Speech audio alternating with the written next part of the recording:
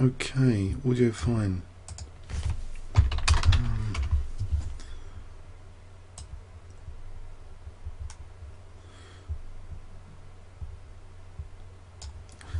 Hi all on PlayChess server, and I'm streaming as well on Twitch, so I thought we'd go over some British Championship games of Gawain Jones, who won it on tiebreak narrowly. I was just checking his board okay. Okay. Okay. So let's go over some decisive games of Gawain Jones. So he had to face quite a few GMs in the British Championship. The British Championship didn't have Adams and Short this year, but still it had quite a few GMs and IMs, etc. So let's have a look at this game. This kicked off with d4. So Peter Poobalasingam, rated 2263, is up against Grandmaster Gawain Jones. So what we have is, interestingly, from my point of view, Gawain Jones is a very strong British GM, 2655, playing the King's Engine defence. So clearly there's going to be things I'm going to pick up, and it's great to know that you know, strong Grandmasters are trusting in King's Engine defence still, you know, to be able to win games. So it's not all Slav, etc. Gussie, yeah, I've played in the British Championship, not this year. I played twice before, and so that was good fun. I think the second time was more fun than the first time. Okay, so right, let's see. So Gawain Jones playing black. Let's flip the board, and okay, so the King's Engine defence was played. Knight f6, knight f3, and we get a King's Engine defence. And the option that Peter chooses is to play g3. And so what does Gawain do with g3? Well, he carries on with bishop g7. So the fianchetto variation of the King's Engine. And interestingly here, and I thought this was an annoying move. I've seen it recently in Blitz being played against me, c6, and it seems a bit of a crude plan sometimes. Black has with c6 of being very cheeky with Queen a5, you know, Queen h4, you know, maybe Knight g3. That might be on the cards, because c6 does make the Queen possibility to a5 quite annoying here. White is not bothered at the moment. He plays Knight c3. We do get Queen a5. Okay, so is the Queen going to come to h5 immediately? Well, actually, after e4, no, it doesn't go to h5 immediately here. This might be very bad news if Queen h5 here. Possibly, you know, e5 might be possible. So actually, in this position, to delay that crudeness a little bit, just play e5 here. That was played e5. So already this is a very interesting idea if you're searching for an idea against this ultra solid, you know, fianchetto variation. This idea of c6 and Queen a5 is very interesting. Okay, so Peter, I'll call him Peter from that, plays Queen c2. Okay, and now black takes on d4. He doesn't mind a potentially weakened d6 pawn. He's got that counterplay on the e file. Maybe he can make use of dark squares later. And we have here knight a6, indicating a willingness to use either of these squares at some point. Bishop f4, and bishop f4 means now actually knight g4 is an interesting move, hitting d4. Okay, now does white really want to protect that knight with rook d1? If rook d1, then we might even have that idea that I mentioned of Queen h5. just to provoke h3 a weakness, because if you play Queen h5 here, and then you go back here, you're defending d6, and also h3 is under fire. So what seems to be crude is actually provocative at the same time, which adds a bit more justification maybe to this whole c6 Queen a5 early sortie by the Queen. After knight g4 though, the Queen is kicked with knight b3, so it does go to h5 here in any case. So it's an interesting you know, it's an interesting concept against the fianchetto version of the King's Indian, just to get the Queen over here to just cause annoyance or cause weaknesses. Really the main thing is not obviously to deliver mate. At the Grandmaster level, if the Grandmaster's playing this, it's more politely to create weaknesses. And it creates weaknesses, it creates a weakness. White plays h3. And now we see after knight e5, actually, you know, c4 is on, you know, bishop h3 is on, knight f3 might be a nuisance. In particular, knight f3 being a nuisance, well, all this is answered by now, white playing g4 anyway. He covers that f3 square, kicks the queen. It goes to h4, so it can slide back on a dark square. After bishop g3, queen e7. So we've had a rather fascinating queen maneuver in this game already. So what has happened really? Is this good for white, having these pawns like this and the bishop here?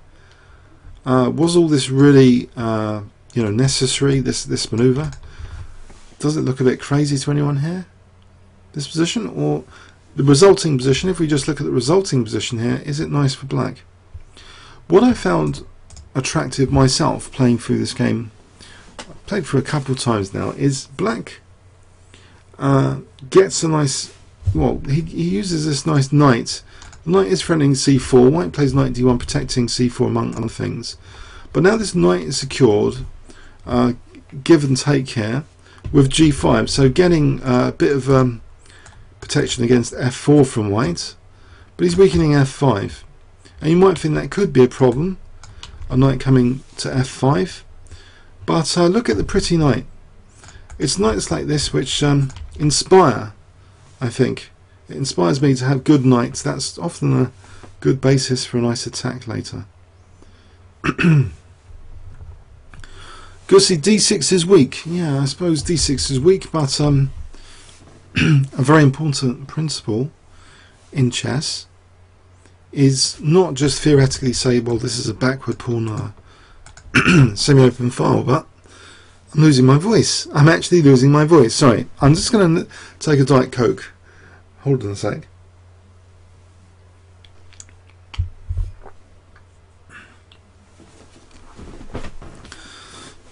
Okay, knight e3 played here, going into that f5 square. So what I was saying is this actually exploitable? The question to ask about weaknesses, the routine question I would say, which I encourage people to ask on so often in videos, is a weakness really exploitable, or does it just look like a weakness? The same things with things looking good, are they actually exploitable, or do they just look good? Do things look bad, or are they actually bad? So the acid test is exploitability. So how do you prove that this is bad? How do you prove that this is a weakness? If you're just going to end up with a pawn there, is it a weakness? Is it a big deal for black? You know, is g4 going to be a peg to leverage later? You put the things in context. Is white going to be able to double rooks on d6? Is it going to be able to prove d6 is a weakness, or f5 is a weakness? Being able to prove they're a weakness, you know, you go from theoretical weaknesses to actually, are they exploitable, these weaknesses? Okay, so this is a very interesting dynamic, this position. Black plays now knight g6. Okay, so he's highlighting the dark squares, and maybe bishop e5 is now on the cards, or knight f4. Okay, so we have rook fd1. Okay, hitting d6 clearly. So something has to be done. Knight f4,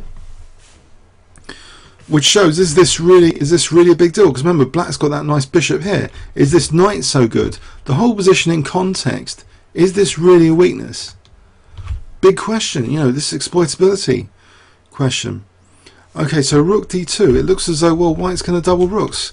He's going to show that this backward pawn with this big Maroczy bind is certainly a weakness. Surely that's a weakness. Okay, knight c5, and we get another nice kind of knight with pressure. Rook e1 is played, so he's clearly discouraged from rook d1 already. Why didn't he just play rook d1? You might ask. He plays rook e1. There might be a technical reason, an obvious technical reason. I think knight takes g2 might be it, because then e4, for example, looks good. And you take on e4, you attack and you defend. d6. Okay, so he plays actually rook e1, and well, if needed, you know, knight g2 maybe to defend e4, or even sack the pawn for knight f5. No, that rook's loose. Forget that. So what happened here? Knight takes b3, queen takes, and then bishop e5. And again, if you ask now, is d6 weak? Well, there's nothing on it. There's no pressure on it. There's no pressure on d6. Black's got these dark squares, but the other question is f5 weak? Queen c2, queen f6. Is b2 weak? You know, there's pressure on b2, but the rook and queen are kind of looking a little bit more passive, maybe. But white plays now, interestingly, he's given up on trying to win d6. He sacrifices a pawn now, interestingly. Maybe, you know, he didn't like his position here. What is going on? Actually, black is threatening maybe h5, because he's going to get leverage from that knight for h3 pressure. So if white doesn't do anything, you know, he could eventually slide into trouble, because then you can imagine king g7 and rook h8. This g-pawn does provide black with a certain amount of leverage for a potential kingside attack here. So okay, white, you know, wants to disrupt that plan potentially, and this next move looks interesting. c5. It vacates the c4 square. You know, so maybe knight c4 is going to be dangerous. So it's taken and knight c4 is played. Gawain doesn't panic about his dark square bishop. You know, the beauty of the king's engine is often the dark square bishop. He's giving it up here. The bishop's done its job for a moment. So bishop e6. Black now is a pawn up here after knight takes, queen takes, pawn up, and he's got rid of the d6 weakness. It's turned into double pawns. One of the double pawns. Okay, rook ed1. What does white want from this position? But still, there is still potential leverage with h5 and king g7 here. King g7 sets up the idea of getting the rooks, you know, in. Give white the d file, but go for this structure here, this g4 and h3. Okay, and the knight on f4 is a beautiful piece here. In any case, the queen on e5 is actually a beautifully central queen.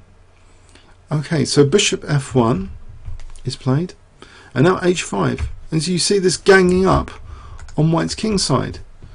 Bishop takes f4 is played, g takes, and now f3.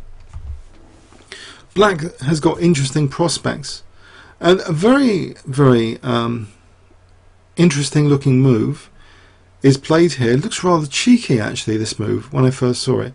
I wonder if any of you can spot it. If I give you 20 seconds starting from now. So I'll give you 20 seconds starting from now. Guess what black played here? Oh, by the way, if you've got your notation tab, please can you hide that away on Play Chess? Please hide your notation tab. Click on opening book if you've got opening book, so we can have these little quizzes. So black to play, what does he play here? 20 seconds starting from now.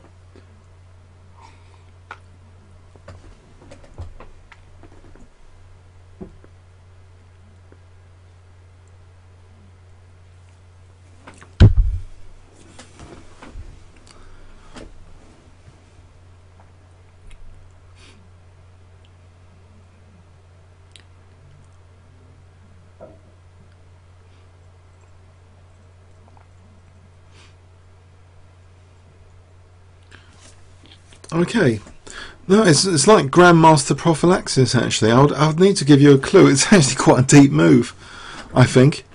If white is threatening queen c3, what would be a good prophylaxis move against that to give the position security in a wider sense against queen c3? You wouldn't really necessarily want to play f6. You might be weakening your 7th rank if you ever play f6, or this diagonal might be a target later for a bishop c4. So there's a move which looks really interesting here. Let's play. I don't think anyone's going to guess it, so I'm going to show you it. King f6. So now, you know, queen c3 is not a problem. You can always put the king on e5 in that position, and the rooks are now also free over here. Okay, rook d6, rook h8. So black's getting from this dark square attack is whipping up good pressure against white's king side here. Okay, bishop c4 is now played. And you know, with the king there, you know, it's not a threat now to take here. You just take back with the pawn. There's no 7th row implication with the king here. So prophylaxis in two ways, not just queen c3, but this 7th rank. hg, and now the attack plays itself a little bit. Rook h3, threatening f3, threatening to double rooks. Quite neat. Bishop takes e6 is played. And rook d8, trying to swap off a pair of rooks. Okay, but now c4, giving the queen, you know, access routes like the check. And there might even be time. There might even be time after queen c4 to play queen b2 if there's no major disruptive check. Or that might be too risky. But let's see. In the game, actually, queen f2. Okay, and now c3. So he's really tearing down this diagonal to get his queen in on the action to help the rook. Takes. King g2. Check. And now king g6 gives the possibility also now of queen h8 if the rook wasn't on there. Queen h8. Or even queen g7 and then queen h6. So here e5 is played, which gives, you know, white potential on the black king if the queen comes off. The queen didn't come off the c3 square. He plays rook takes f3, and then a dangerous looking queen h4, as though, well, there's big threats here which need to be dealt with, but black gets the attack in first, all with check. Check, check, check, check, check, and here white resigned. He's getting mated, really. He's getting mated here. Why did he resign? Well, if we carry on the checks, basically, you know, check, check, check. So that was an interesting King's Indian game. If you're looking for something against the fianchetto variation, as Lasker's mentioned, you know, to evolve your own style, what you can do in chess is simply, you know, study or observe games of masters. So here is something for the King's Indian player to study or observe, you know, in the fianchetto line, and it looks a bit of a cheeky system, the whole thing, for me. I don't know what about you guys, but does this whole thing with c6 look a bit strange, look a bit artificial, look a bit direct, crude? What adjectives would you give for this c6? Would any of you play it? I'll give you a few seconds to answer. What do you think about this game, c6? It presented white with problems. He plays e5 though, it's not immediately queen h5. He gets the dark square control, and the queen is a nuisance. It creates like weaknesses and fixed targets on white's king side, which leads really to white's downfall later because of this h-file opening. They're fixed, you know, the pawn structure is locked down, and then later it's being used as leverage to peel open files against the white king. There's a lot of logic to the attack here of this game. It's really quite beautiful logic if you follow it, and getting more routes to the king here, and black delivers the attack first now in this continuation, just running with all the checks. Okay, I don't know what you guys think of that game. I thought it was kind of neat game with an interesting system. So let's go on to another win of Gawain. Okay. So against Terence Chapman now, a 2290 FIDE player. Okay. Terence Chapman. And okay, in this game we see E4 from Gawain, and we see a Caro-Kann. Okay, so he plays knight C3 here, and we get knight E4 now. It looks all fairly standard for Caro-Kann. It looks like main line, all main line stuff. Swapping of the bishops. And the problem with Black's position, you know, if you look at Black's position, it's all on the first 3 rows. As my good friend Paul Georgiou says, that's the problem with this variation. That's why people play it a lot with White. White's enjoying a spatial advantage here. He can also try and castle queenside. So bishop d2, no rush to castle kingside. So he castles queenside. And we've seen how dangerous it is just from the US Championship earlier this year. There was a key game Nakamura against Yesusowan where there was quite an attack against the black king, castling kingside. And in this game, okay, we see king b1 here, which protects a2, and that might be useful in many variations to also get off this diagonal as well as protect a2, because we're going to see now after knight e4 that black has a mechanism to take to get a tempo and then to play queen d5. So the king here is actually kind of useful, that king b1 in advance. So we have the take, we have the knight f6, and we have the queen d5, and it's the king's protecting it. So now we've got options. In this position, okay, we can't move the knight without losing d4, perhaps. Actually, that might be a lot of rubbish there, actually, because bishop h6. No, maybe knight e5 is possible. It's just not desirable for other reasons. Maybe just c5 or something. In this position, bishop e3 is played. And, okay, with bishop e3, if the bishop was on c3, then c4 wouldn't be possible. c4 might actually be a useful move. Okay, but also White's got this lovely plan, attacking plan. I do find some compatibility here in Gawain's approach, you know, for going for the king, and my own chess. Actually, these are quite interesting games to look at. This is in a very aggressive position, but you know, Black castling kingside. I think I have this book, I think by Kasparov and some other author, and it's often recommending Black castling queenside in the Caro-Kann when you have this space disadvantage. Now here, castling kingside and trying for this attack on the queen side, is this going to be slower, this kind of thing, than White's thing over here? What do you guys think in principle? If I ask the question now, would you say White's attack is quicker than Black's attack? If I ask you that quite difficult question here, what would be your answer? If I give you 20 seconds, would you prefer White or Black for the attacking prospects?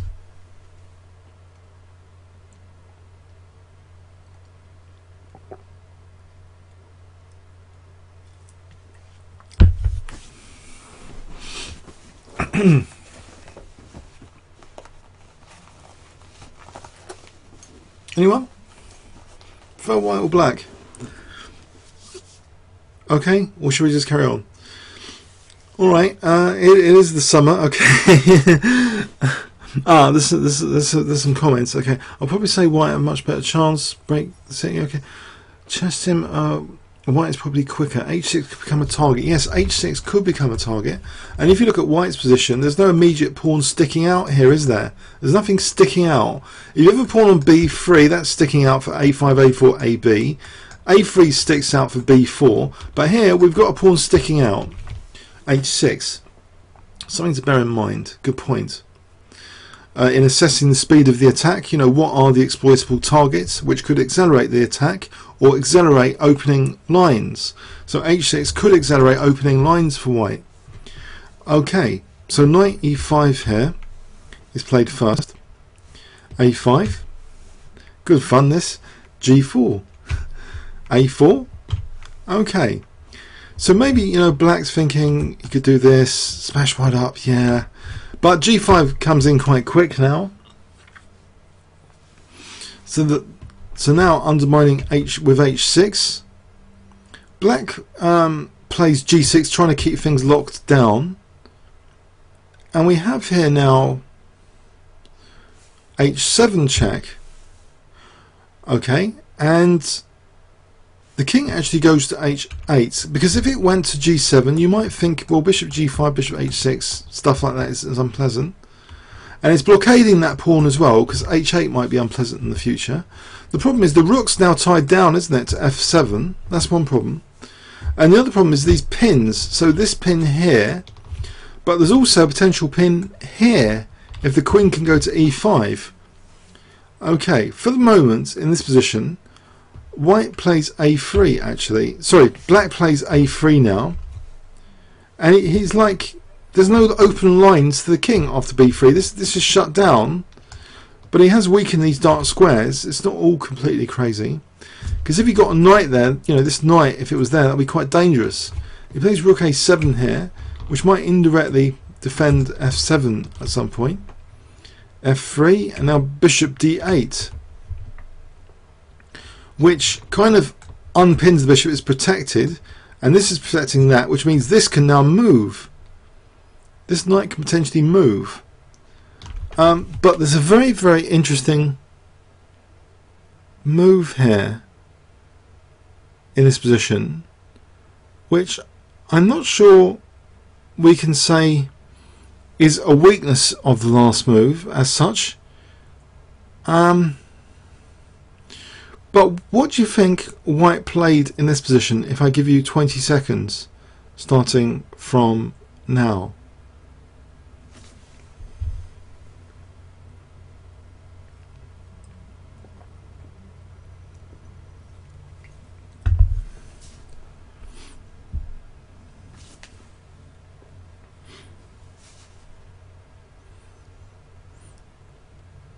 Anyone? What do you reckon white played here? No one? Shall I just show you? I'll show you. I'm about to show you. Okay. Knight takes c6. So if queen takes, queen e5 would be good, I expect, because there's nothing really to do about f6. If king g7, maybe h8.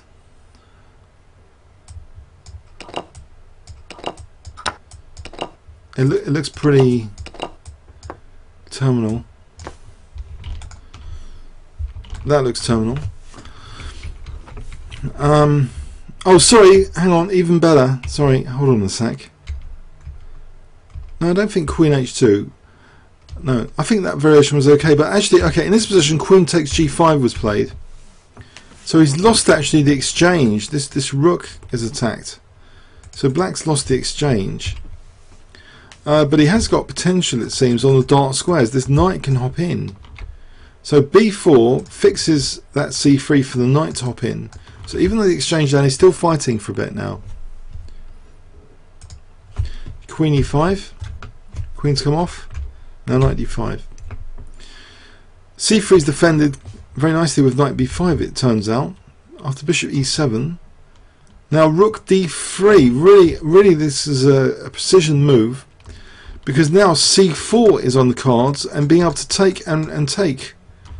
And so white is the exchange up, and he plays now this c4, which leaves black with very little counterplay. It's just the exchange down. Okay, he's just the exchange down, and he's going to resign pretty shortly actually in this position after bishop f8. A weakness of the last move there, it's not on g5. He goes to g5 and it's bad news. The king can't move without h8. If the rook moves, then rook c8. So after knight g5, actually black resigned.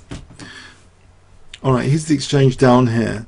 So it's interesting though, the opening, how this space advantage can often be dangerous for the black king castling on the king side. Even here also, this undermining of f6 is played out tactically in two directions with two potential pins. So this nice little tactic played knight takes c6 emphasizes this queen e5 business. So that's another neat game, I thought. I don't know what you guys think. I think this is another neat game myself from Gawain as white. Okay, let's look at another game. Okay.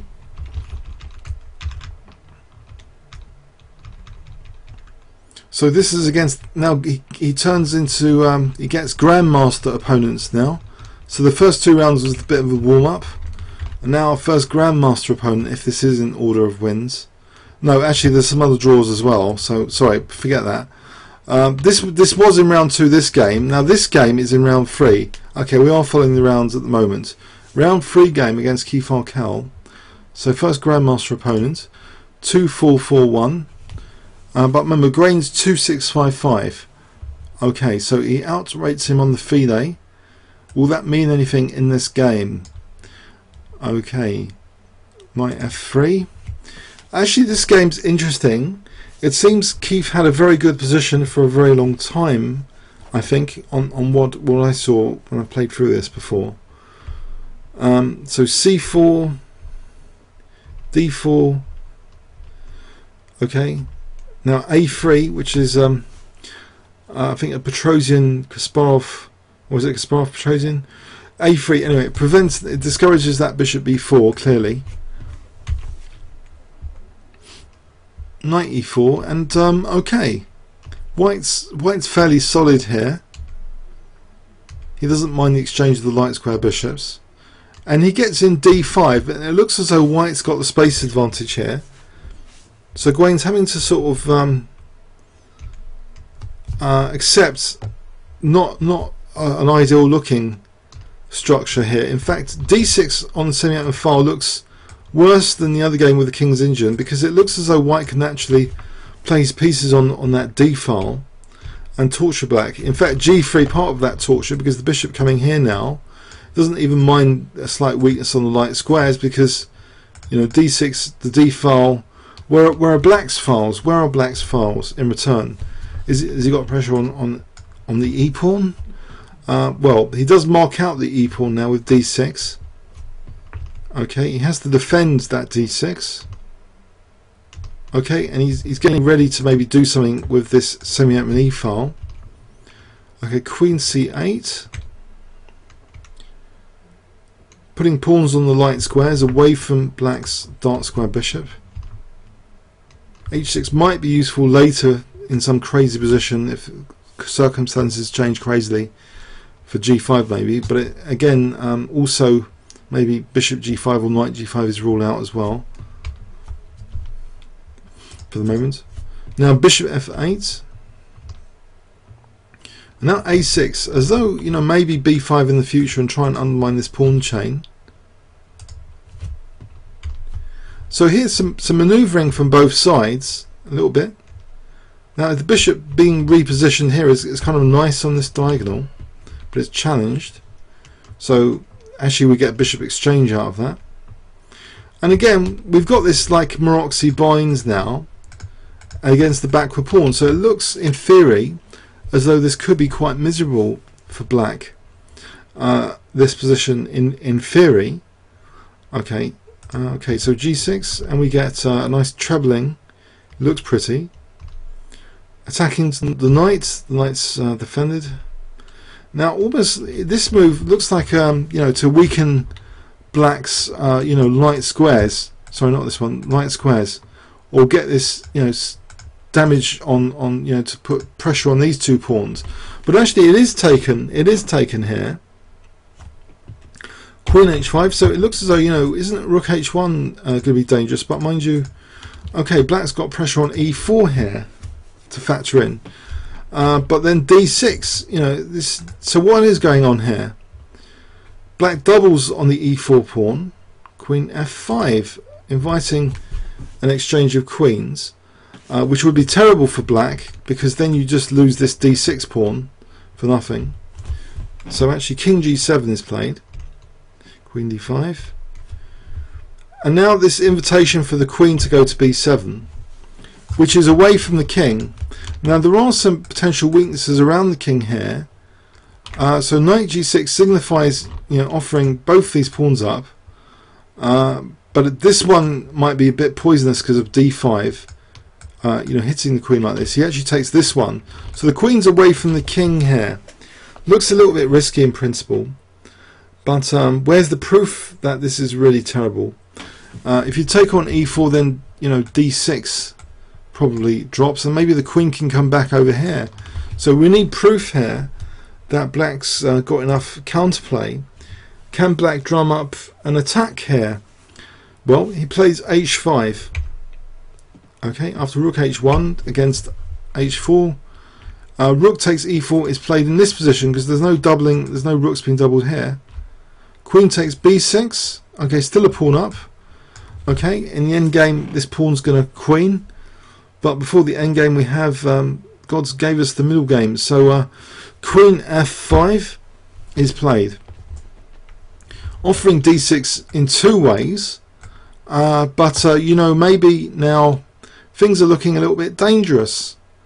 You know, if rook d6, then we might have rook e2, or we might have queen g4 with knight f4 check, because that pin could be quite nasty on the g3 pawn here. Keith does take the d6 pawn, and we do get this pin. So black sacrificed part of his queen side. So of course, being a King's Indian player, sacrificing a whole queen side is no big deal. He's got a bit of counterplay on the king side, so again, as a King's Indian player, nothing new there. So he's got some counterplay with knight f4 and, you know, rook e2 and stuff like that. Okay, so knight g1 is played in this position, and now we see rook e6, and this is starting to get nasty, because what about this? On this nifty rook maneuver to f6 coming up could be quite dangerous, as well as knight f4. Queen b8 is played, and knight f4 is played here, and actually Keith gave up his queen in this position. He played queen takes f4. So let's see why did white give up the queen. If he moves his king here, then extermination immediately check his mate. But what if he moves the queen? The king here? What would be the devastating blow in this position? I imagine that rook e2. No, not rook e2. Or maybe rook e2, because the knight is defending h3. So, but I wonder if anyone can spot anything really super clinical. My guess at the moment is rook e2 is looking dangerous, because if you take here, I can take in and take on d2. But what do you guys think in this position? Why didn't white play this king h2 move? If I give you 20 seconds, starting from now.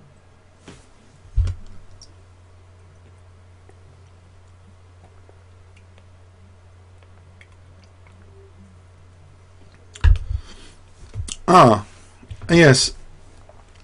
Okay. I think two of you have spotted something which might be even better than rook e2. Because this rook can actually come here, can't it? So h4, yeah. Yeah, h4, why not just h4, yeah. Okay, but what if we take here with the pawn? What do you play in this position? Do you play h3? Is that the idea? See, I wonder if you play h3, there's f3 defending g2 now, Or is there just... And there's no queen f4, you know, queen's on that.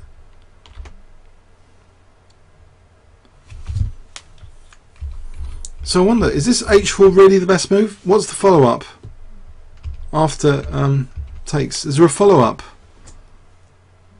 3 of you have said h4 on stream. Do you have a follow-up? Come on. 3 of you have said it. Where's the follow-up? Is it rook g6? Is it rook g... Hang on, rook g6 is good. Rook g6, hang on. Surely that's good. Friendly mate, that looks pretty good to me.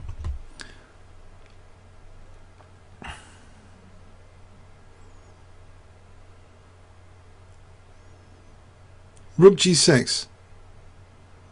f3. There's queen g3 mates here, isn't there? There's no f3 resource. So I think we're in the clear there. So I think you're right. Probably h4 is pretty strong here. After knight f4. So that's why, you know, king h2 wasn't played. So queen takes f4, and white's probably, you know, he must, I don't know what he feels. He's munched some pawns, and his king's been subject to attack, and he's just material down now. So the rest of the game was interesting actually, because in this position, if the queen moved, then maybe this is okay, this material. It's it would be rook and knight for queen, but here the queen was counter sacrificed with queen takes h4, being content to be the exchange up. Black is content just to be the exchange up. If we look at this position and imagine the queen had gone somewhere to allow this, you know, rook takes f4. It's well, you know, we've got some prospects here if we can keep solid, but in this respect now, black has got this running pawn now, as well as the exchange up, so he can do this check, check, check, and after rook f3 is actually threatening not only rook takes f2 but rook f5 mate. The king's kind of trapped here. So in this position actually Keith resigns. If he tries to defend with knight g3, then I think h4 is going to be strong, because we're still going to have this rook f5, or the knight, you know, it's like this, that would be mate, wouldn't it? And if knight h5, I think we've got king g6 and the knight's loose. So that was a quick conclusion to the game anyway, counter-sacking the queen. So that was pretty neat stuff as well. Quick counter-sack of the queen, and that's winning. So okay, you know, what do we say about this game? White had the Maroczy bind. White had the trebling on the d6 square. What did black have exactly? You know, black baited his queen side. He had some dark square pressure, but he baited his queen side, and the queen went in for his queen side pawns, and just this counter-attack was quite strong actually on his king. He had to give up his queen pretty soon. So the counter-sack of the queen, and then that was quite easy after. Okay, so let's have a look at another game. So against Stephen Gordon, who he later had the dramatic tie-break, which you've seen one of the dramatic tie-break games later on my YouTube channel, I hope. YouTube.com King's Crusher. I've covered the first tie-break game between these two, but they actually met in the tournament. So what round was this? This was round 4. Stephen Gordon, stepping up a gear on ratings, is 2539, a Grandmaster 2539. So Gawain, okay, he kicked off with d4 against Stephen Gordon. Okay, so knight f6. By the way, are these games interesting at all? Sorry, so far these are British Championship games.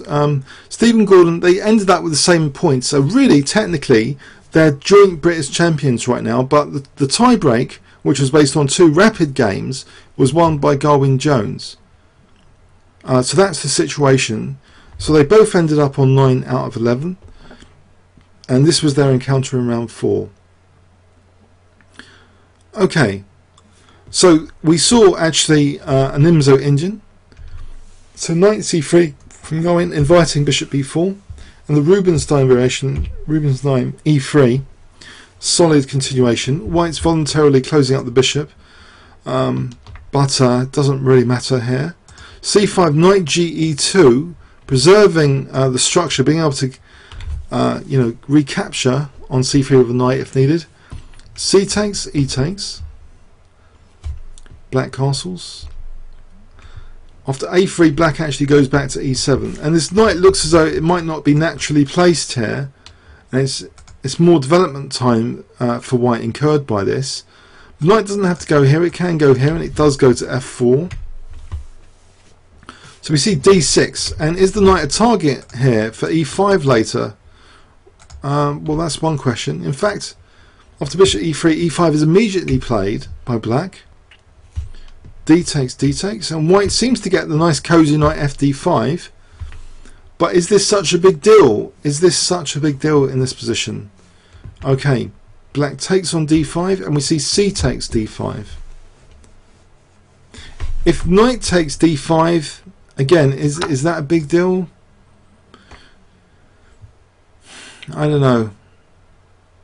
Maybe it's not. Maybe just anything. I don't know. Knight c6. Then later we've got bishop e6. I don't know. But in the game, c takes d5 is played. And we see bishop g5, which seems quite logical to try and weaken white on the light squares. And these blockade points are all on dark squares. So getting rid of this guy might be good for dark square pressure. Bishop c5, avoiding the exchange, rook e8. And now again, he's not moving these guys. He's not in a rush to castle, strangely. He plays actually knight e4. Okay, b6. Then we see knight takes g5, queen takes g5. And it's going to be, of course, more difficult to play now like this, because this queen's on g2. Bishop e3, queen g6, still putting pressure on g2. So how is white developing here? He has got this pawn here, but is it subject to attack?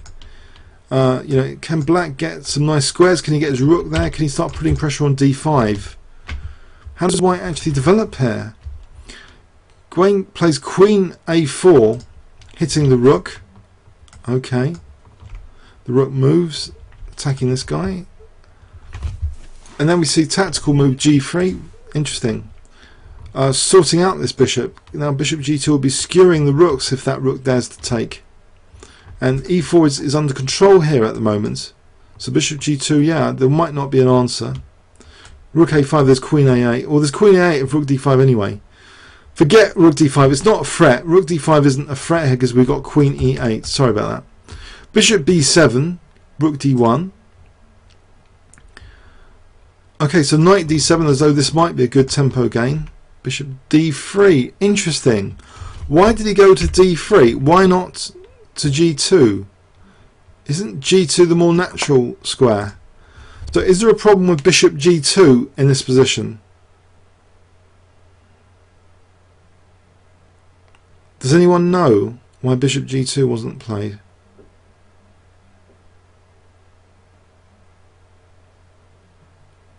Is it simply actually knight f6?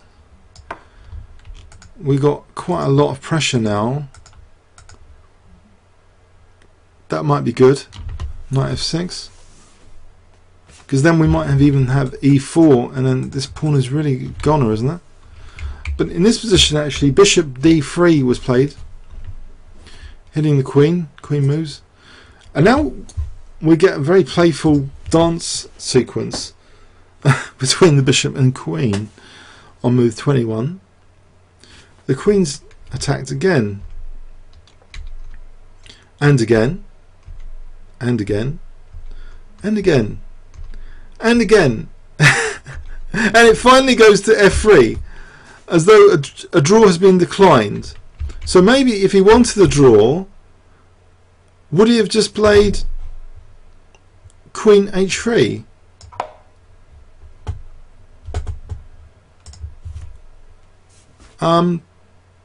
Did he not want to draw? Does anyone know, by the way? Didn't black want to draw if they're going to repeat like this? It seems the queen hasn't got too many squares. This knight's actually blocking in the queen's retreat. But no, he varied by playing queen f3 in this position. Now queen f3 does look kind of dangerous though, you know, I mean this pawn's a bit vulnerable. Okay, so how did white get out of this? Well, actually he's got bishop e4. Okay, that sorts out d5 and h1, that fork with the bishop. And now, okay, white seems to have in this position the option of g4 if he wanted it. If he wanted it, you know, if queen g4, you know, bishop h7, we could win the queen. But actually, he played he played actually h4 in this position. h4. So there's some questions here on what's happened. What is actually going on? I think h4 threatens actually still g4 to win the queen, because the queen hasn't got these squares. These squares are cut out. So g4 is actually a threat to win the queen with this tactic, maybe in this position after h4. But you might ask, well, what of f5 in this position? Black played knight f6, but what about f5? Is that refutable? What could white play in this position? Does anyone know? If I give you 20 seconds, starting from now.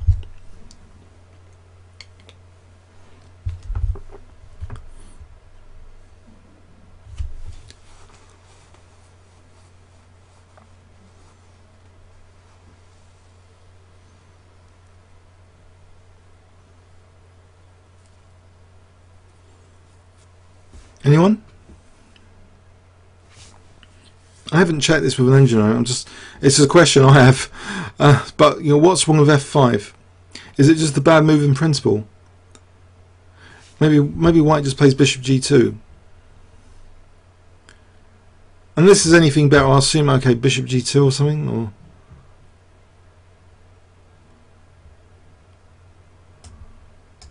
really bishop g2 maybe, or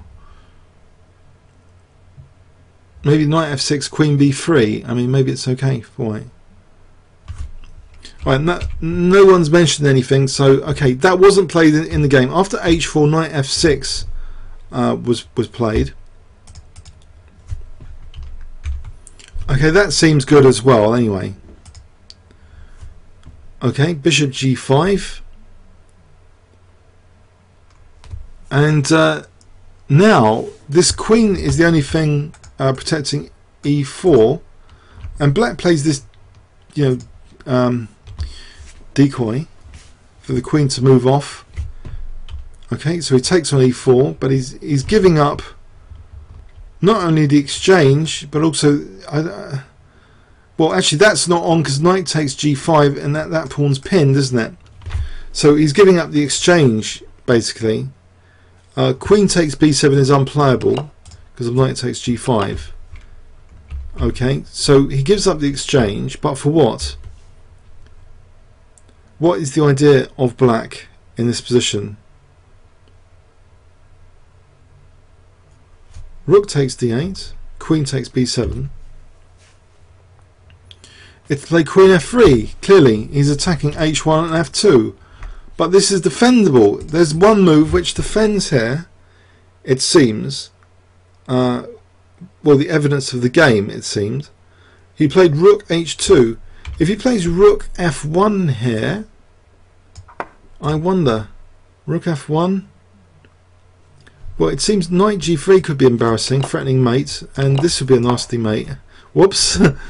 So actually rook h2 has got something going for it. And maybe, I don't know, maybe this was missed or something in doing this exchange sack. because although this looks awkward, how is this?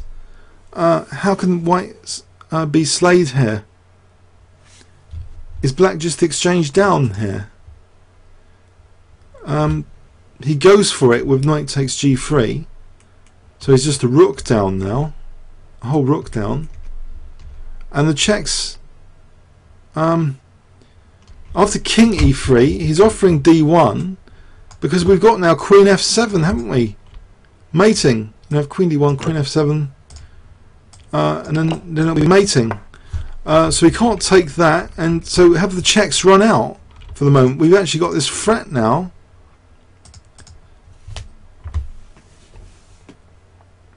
So black plays f5, defending against the threat. But now queen b3 defends the rook, and the checks seem apparently inadequate because black resigned here. Let's see, check here, we've got rook here. And is it that scary now? Maybe check, you know, maybe king d2 now, and the king can make a run for it. It's protected by the queen.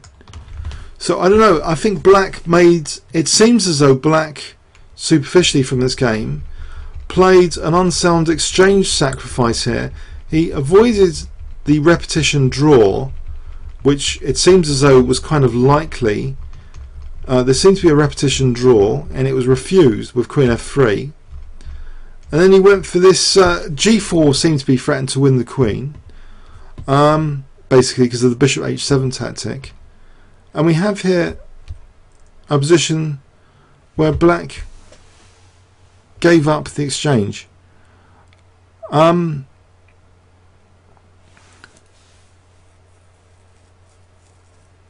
Is it a very difficult position for black? I mean, maybe this position is difficult now. If white gets in bishop f6, that would be horrendous. If black plays rook d6,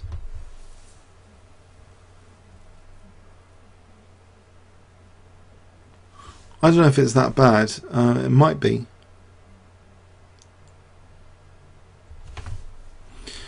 Okay, let's just do a quick review of this game. Very, very quick. So what we just saw was a strange Nimzo Indian game with a strange invitation for an early draw, which was declined by black.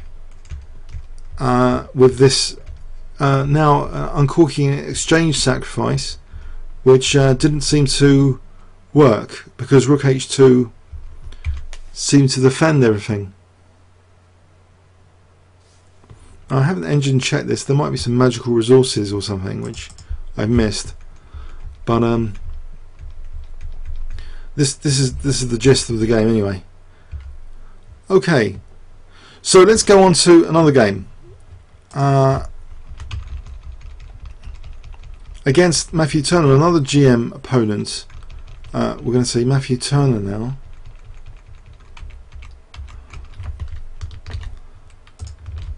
So 2508 GM, Matthew Turner. Okay, going right. White plays e4,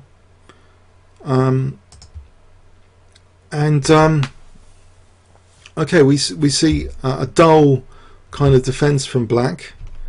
So again, if you're going to play e4, maybe you can get some ideas from this game what to do about this dull system. So here, the idea of just taking the pawn, letting black take the pawn, and now you spring this surprise move knight c3, which I think is gaining popularity. I have a sneaky suspicion knight c3 is gaining a little bit of popularity. Okay, after knight f6, now white plays h3. So what is white getting from this opening? I think more usual actually is black taking on c3, and I think black has prospects for a comfortable game, but he went like this. Okay, so white seems to have a small something out of the opening. No harassment with bishop g4 because of that h3, and he plays a3 as well, funny enough.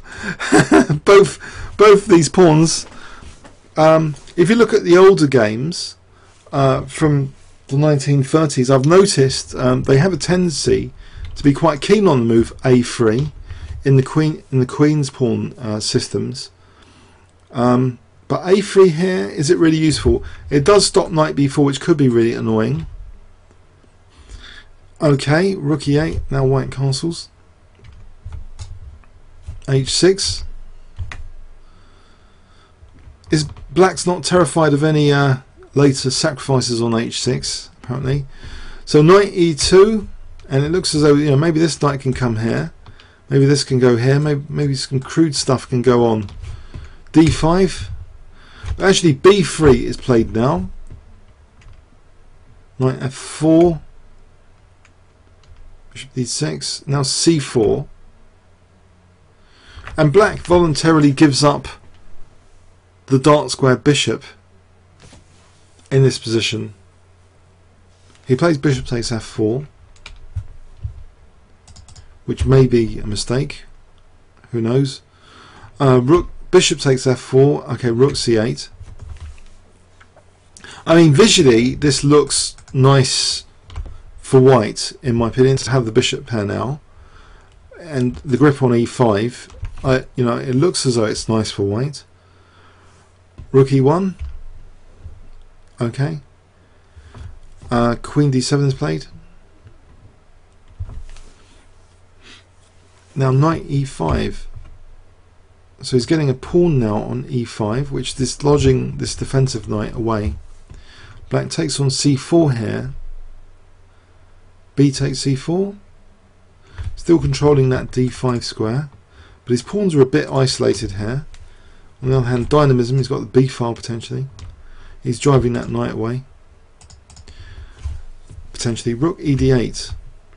Okay, the rook here goes to the third rank, not only defending but maybe attacking.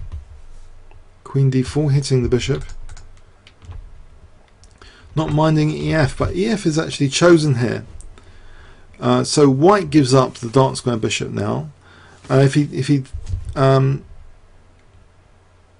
you move the bishop, is there some disaster? Probably there's some disaster. Say he moves the bishop to G3.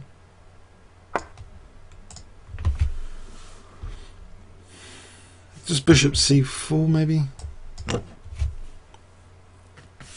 And that's nasty, isn't it? Possibly. So E takes F6 is played, giving up the bishop. But okay, white seems to have something. Rook F3. And now Queen B1. So he's getting out of that pin and introducing maybe bishop H7 as a useful move. He doesn't mind black having a terrible pawn structure. Black plays B6. Also, that B7 might be worth taking at some point. Okay, FG7, and we've fractured the pawns here. The pawns have been fractured. Okay, is that a big deal? Check. Queen C1. Eyeing H6 now. Maybe Rook G3 is becoming dangerous. Queen H4. Queen E3. Rook D6. Rook F4. As though Queen G3 might be useful. Or Queen E5. Queen G5. H4. Queen's been evicted away from the king here. Check. Now Rook E1. So there's threats mounting in this position, and he's offering A3, and this looks like a trademark idea in Gawain Jones games. Remember, we just saw an earlier game where he offered the opponent a queenside pawn, and I think there's a quotation I posted on Facebook from Kasparov recently about if your house is on fire, you don't worry about the neighbours, talking about king safety. You don't worry about pawns on the queen side. So obviously Gawain Jones has heard that quotation before from Kasparov. He doesn't care about his queen side pawns. He's going for the king here, or does he? Is that really the case? Okay, black is a pawn up here. Right, Rook E3. Okay, and there's threats like bishop h7 for queen g8, you know, hitting the queen. But there's always checks here. A check is played. Okay, king h2. Queen goes back to the rescue, does it? Queen f3. Rook cd8. So queen e4. So white pawn down, but a lot of threats are being generated, like rook g3 now, to evict the queen a second time. The king is getting a bit fed up of the state of affairs in this position, it seems. If rook d4, then there's queen e6 maybe. For example, you know, queen e7 is going to be devastating. So the king actually steps into the centre, which looks really risky. So has white got compensation for the pawn now? I assume so. He plays rook g3, queen h8, and now rook back, threatening rook takes f7 because we've got that pin now on e6.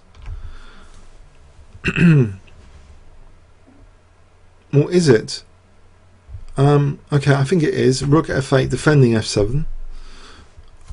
Queen b7 though is forking two pawns. Is white going to be cheeky to take this one, because actually he can come back on a dangerous diagonal for black, and he does actually do that. He takes the a7 pawn to come back on that dangerous diagonal.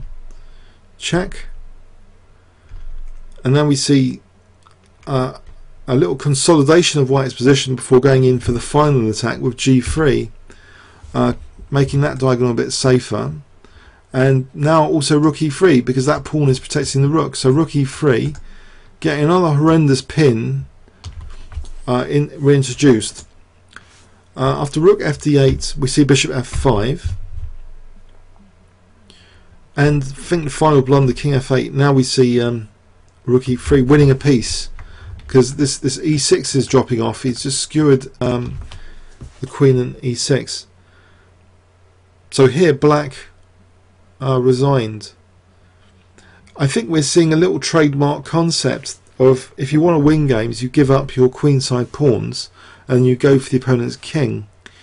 From this game and an earlier game, little style trademark. So let's have a look again. But it was an interesting opening as well. So white seemed to have something from the opening, but this d file was a bit of a liability.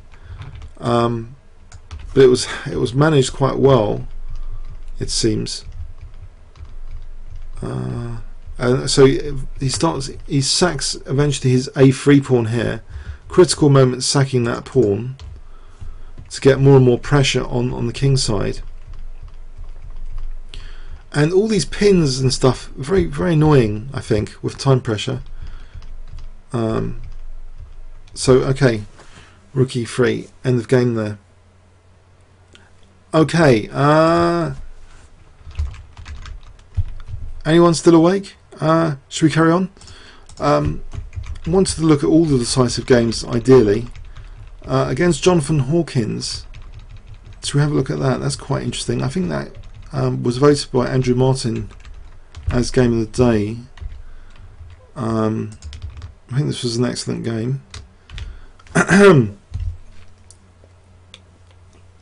Okay, so against Jonathan Hawkins, he kicks off with d4, and again we get this is in round 8. So Jonathan Hawkins, very strong IM, 2499. So we get a Nimzo engine, and we get a repetition of the Rubinstein variation, and even knight ge2 is played again. Okay, but slightly different now with black playing that early d5. So different, very different now to the earlier game. C takes d5 and then knight f4. Black strengthens d5. Bishop d3, rook e8. White castles, bishop d6.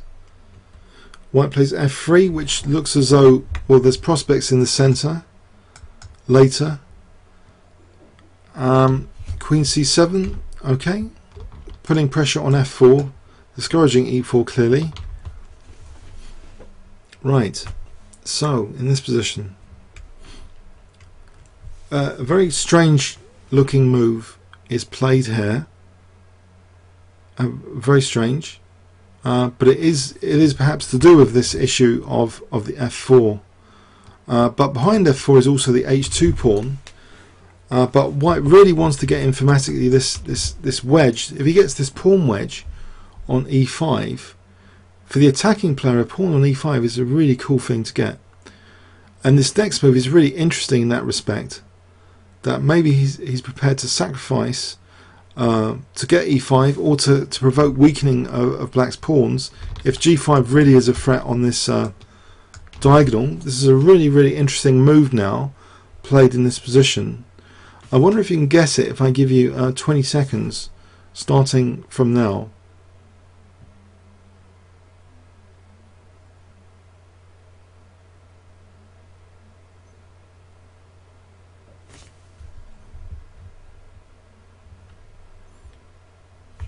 Anyone?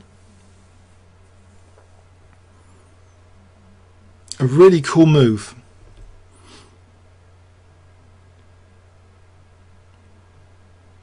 I don't know if you call it a super GM move or something. It's really an interesting move, interesting concept.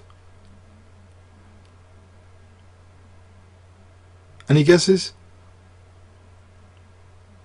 Alright, I'm going to have to show you if there's no guesses now.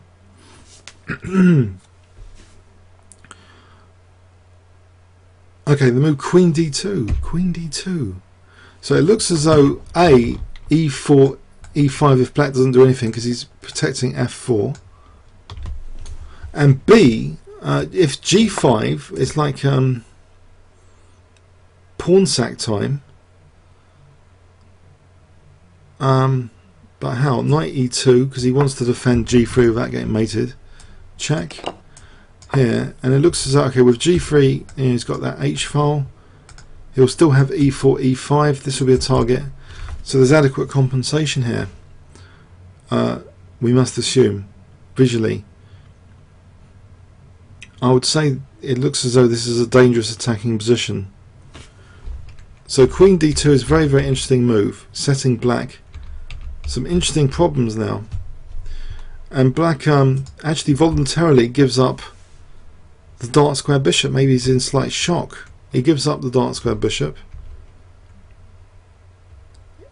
Okay, and he's trying to play position. He plays b6 now. So he's simply trying to get rid of these guys, maybe weaken some light squares. So b4 bishop a6. And this b4 is playing a clever part in avoiding the light square bishop exchange, because b5 now. Okay, so he's avoided the light square bishop exchange, and now he plays a4. So this bishop's also got the action if it needs on this diagonal. But what about White's pawn structure? It looks a bit dodgy, maybe. Knight c6, rook b1, knight a5 coming in clearly on the c4 square. It looks as though black can at least celebrate c4. However, f5 looks as though it's introducing now queen g5, queen h4, bishop g5, that sort of thing. It looks as though it's introducing dynamism for White. Not only the queen can come there, off to knight c4, the queen can also do this, letting the bishop maybe go in there or here, and the queen's got these options. Still eyeing e3 as well, h6, and actually in this position, this is fun stuff. This really is. This next move, g4. Oh dear. Hack attack time. Okay, knight h7 defending g5, bishop f4. Okay, knight a3. Tactical move using that pin. Rook b3, knight c4. But did he waste some time? h4. You know, if White gets in this g5, it starts to look a bit creaky. Black's king safety. He gets g5 in. King H2, and maybe now, you know, Rook G1 is introduced as a resource. You know, maybe F6 or G6 after Rook C6 trying to defend, maybe F6. Trying to close up the lines with G6. But poor knight, stranded, cut off. Poor knight. Or can it get out later? Rook BB1, knight F8. Rook FE1. And here, black takes on E1. You might think, well, what? Hang on a sec. What about Rook E6? Is this possible in this position?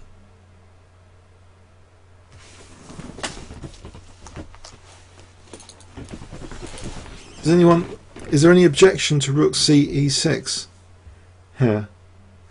What about Knight C7?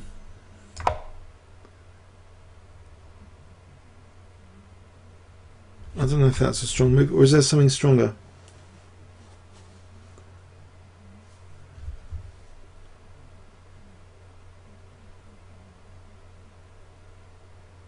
What about Rook takes and then Knight C7?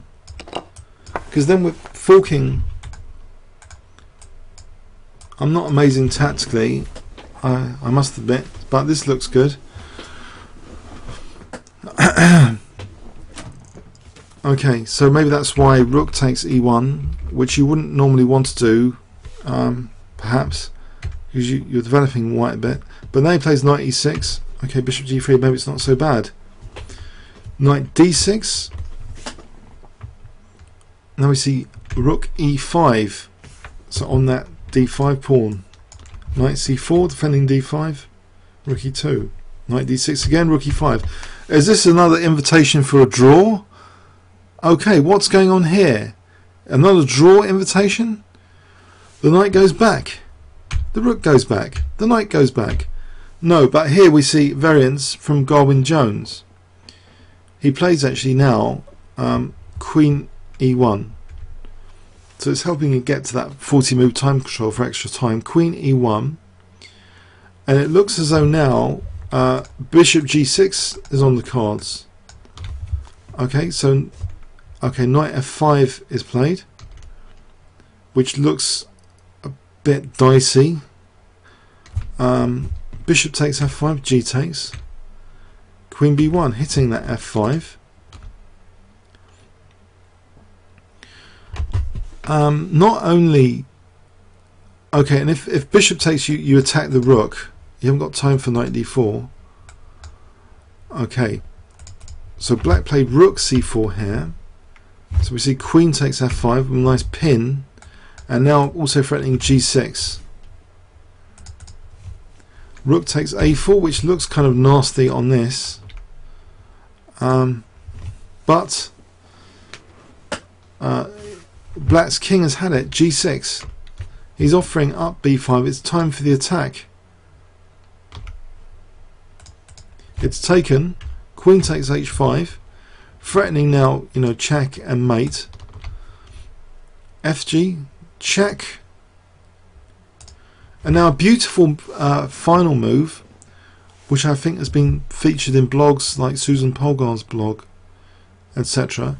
Can you spot the move here? The really crushing blow at move 43, which you must have seen in all this. So what does white play here? A really crushing move. If I give you 20 seconds starting from now.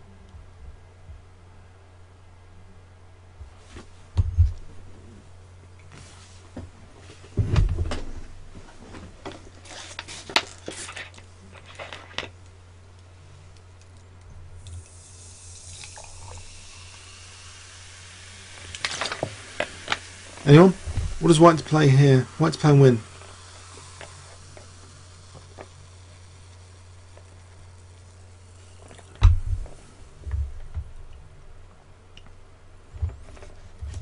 No takers? Not Bishop D6. No, no, no. Not F7, no. I'll show you. Okay, okay. Not rook e6. I don't think so.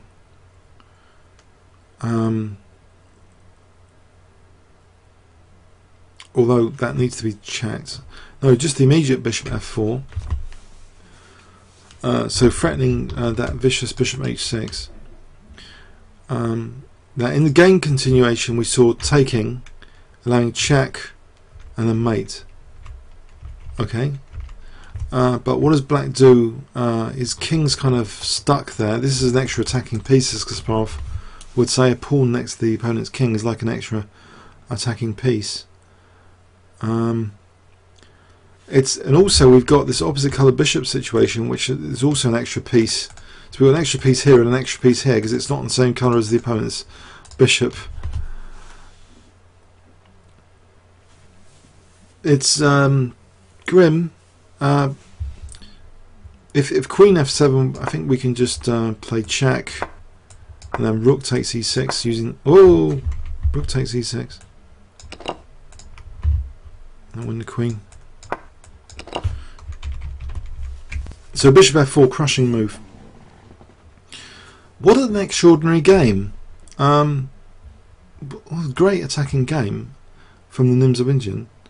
And it seems to be something actually fundamentally interesting about this variation. If we go back, the idea that you can play this move and later play f3 and later suffer on this diagonal, but there's a technical move you can throw in to make sure that you don't have to be too grovelly. After f3 you can play this plan without worrying about h2. This is almost revolutionary. This is amazing that you can play this plan without worrying about h2 if you play the move queen d2 here. It's a pretty brilliant concept, I think. I think it's brilliant. He gets a lot of pawns to throw at black's king here later on. He stops the exchange of the light square bishops. I think it's just brilliant attacking chess. You know, he's got the trump cards for the attack. The knight on b5 was also a pretty bad nuisance in variations. There's a bit of repetition before the battery is set up with queen e1, threatening bishop g6. And now this final piece sacrifice, you know, black celebrating c4 and a4 and this diagonal and this pin. It's all to no avail because g6 is actually quite crushing here. So the king safety is just shot to bits here. Bishop f4. Okay, so a bit of a towel-like win. Okay, so let's have a look at another game against Dave Leisure, which I think is the final decisive game. It's also a pretty brilliant attacking game, actually. So I feel compelled to look at this as well. So this video will be on YouTube later. Okay, so he needed to win this to try and tie with Stephen Gordon on 9 out of 11. We're going to flip the board. Here was black, and oh, sorry, black's defense be against rook e6. Sorry, it's getting a bit late. We've overrun. Should we just go on to the other game? There's loads of analysis that can be done on these games. I'll put the PGN in the video on YouTube, or I'll give you the PGNs later. They'll be in the description of the video on YouTube.com Kingscrusher. Maybe we can ask questions there. But this is great stuff. I just love his play in this tournament. So, and as black against Dave Leisure, who have played actually a few times, I've beaten Dave Leisure at Southend. One of the times I did qualify for the British, I got a 215 something rating performance at Southend, and I had to beat Dave Leisure in the last round. And here Gawain is having to beat Dave Leisure to get 9 out of 11. Okay, so he plays actually the Sicilian Dragon, which is really exciting. Okay, and so we get the razor sharp Sicilian dragon. It's all fun stuff. A lot of people gave up the dragon when they, you know, it's something you played when you were a kid or something, because you could get slaughtered too much on the H file, but it's had such a good resurgence of interest. So bishop c4, but actually not the old bog standard plan of knight e5, you know, like this, the old bog standard plan. But interestingly, I think the Chinese dragon or something is played here. Bishop d7. Okay. Bishop d7. White castles queenside. And now, okay, the rook, you'd think normally is like this, isn't it, to get the light square bishop, because you want the light square bishop, because, you know, this is carving you up on this diagonal. You definitely don't want a bishop on b3, do you? So you want to plonk your knight on c4 and get that light square bishop, in survival instinct. But black actually doesn't play that. This is another way of playing it. Black plays rook b8. Here, rook b8. Interesting. Okay, so we see bishop b3, and again the bishop is victimized just in another way, knight a5 directly, as though it can be just snapped off at any point. Knight a5. So h4, so we don't have to worry too much about this stuff, or do we? b5, h5. So it's slaughter, get slaughtered or slaughter. Okay. These are exciting games, I thought, from the British Championship. Actually, for me, these games are a lot more exciting than higher level games, the high level Grandmaster games. You know, it seems, you know, going for the king and stuff, opposite side castling, it's all good stuff, all entertaining. So so black does suppress that bishop now with knight c4. And he opens up the b file. The rook's of course waiting to put pressure on b2. So takes. White pills open the h file. Looks all logical. Bishop h. Hang on. fg, not hg. He can afford fg. There's no bishop on the diagonal, and it might be useful for defending. So he plays fg.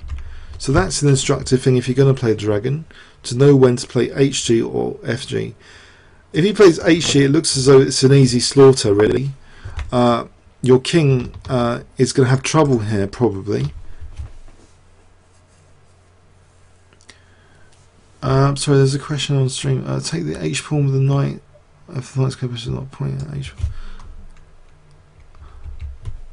Sorry. In this position, this is too dangerous.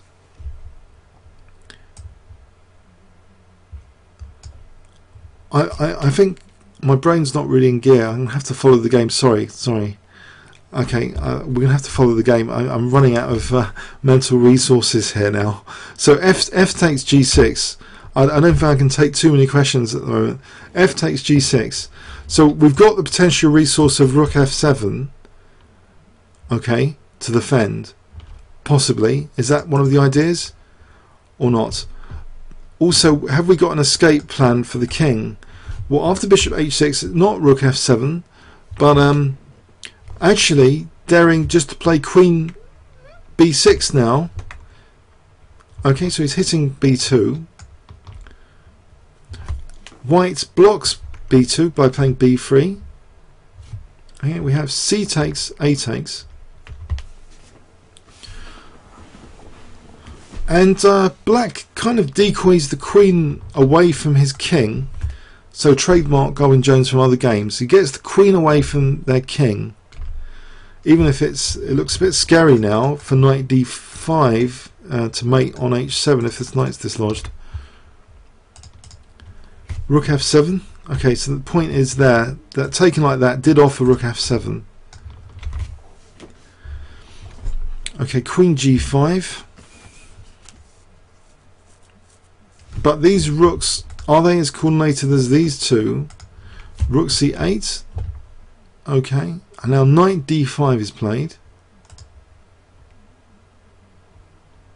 Knight takes, e takes. So is white trying for a positional advantage here? His knight's covering b3 here. These weaknesses don't seem of significance. There's no dark squared bishop. The dragon bishop is gone. We've got weak dark squares. Is there anything positive about black's position? Interestingly, after queen a5, this not only sort of marks out dark squares, threatening horrible stuff, but there's also this kind of pin on this pawn here. This queen's not protected in this position, and what we see now after king b2 is a surprising move. Can you guess what black played here, which seems to liven up black's position considerably? So black to play here, what technical move livens up black's position? If I give you 20 seconds starting from now.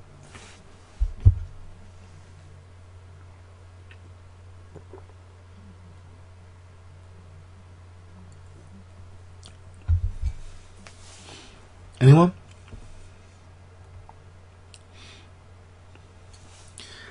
See, look, this knight's controlling these squares, isn't it?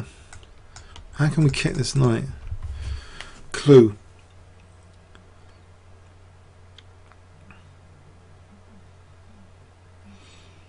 We've got a target on the C file, C2. How can we victimize C2 and get rid of this knight?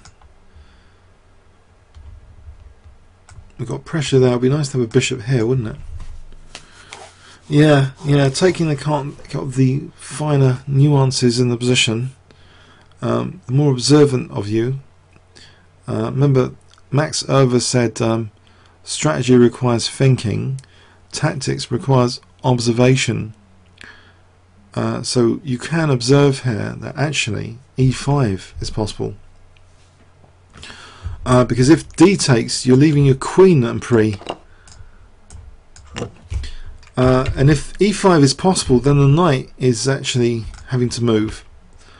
If the knight has to move, then we've got now bishop f5 as a resource. So things are livened up here. Bishop f5, and you know, it's tables are turning here. Okay, so rook d2 and now rook b7. It's horrible. There's pressure all of a sudden on b2, on b3 and c2. Okay, so white plays rook a1 and now queen c5, and it looks as though almost, you know, is something horrible about to happen here, like a queen sack or something. Oh, if knight e6, by the way, we just take the knight. Sorry, no. Let's have a look at knight e6. Pardon me. Knight e6. What was wrong with knight e6? Sorry, this was a question. Chesswolf. What was wrong with knight e6?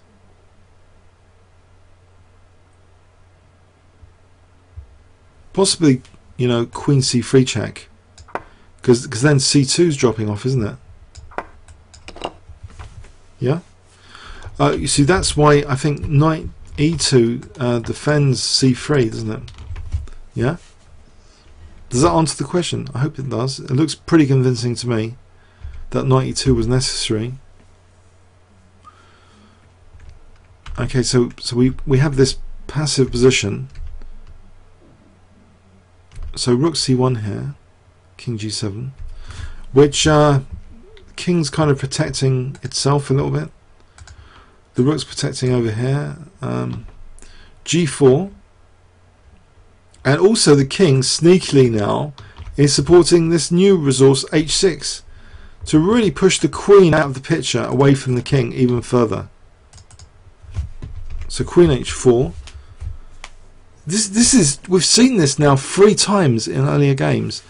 The opponent's queen is taken away from the king, and then you attack the king. So now we have an all-out assault on the king here. Bishop takes c2.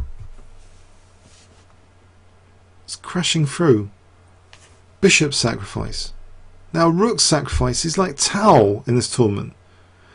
The rook cannot be taken clearly though here, because you just get mated really. Check, and he gets mated.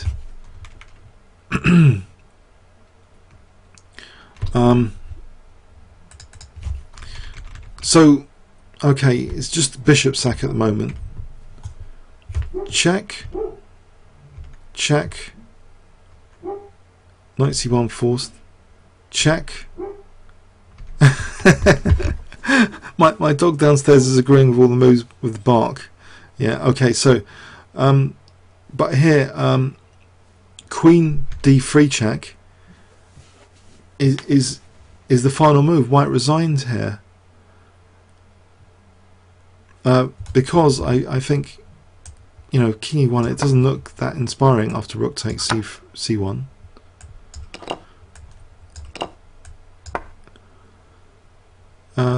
All sorts. Queen d4 is looking nasty. So he didn't want to play from that position. He's lots of pawns down for a start. He's probably going to get mated. Another thing. He's getting mated more likely. So that was a pretty devastating way of playing the Sicilian Dragon. So more food for thought there. A revolution in the Sicilian Dragon. Oh, this line was becoming popular anyway. So rook b8. This method, using the b file. But there's definitely some amazing stuff going on here with this e5. Really, otherwise White has a bind on e6. He can maybe enjoy pressure on e6, on e7. He can consolidate his king at some point, but this turns the tables. These moves turn the tables when e5 is played. Puts White on the defensive. The bishop comes to life on f5. This king g7 is also ingenious, really supporting the cheeky h6 to get the queen really off these dark squares. And then the final combinatory Tau-like attack. So, you know, great. Hats off to Gawain Jones. I really enjoy his games. So I hope you've enjoyed. That's the last game. So we've overrun by about 40 minutes, but I enjoyed it anyway. I hope you did. So okay, thanks very much. See you next week then. Maybe just for an hour. Thanks very much. Okay. Okay. See you next week. Comments or questions on YouTube when I upload to YouTube.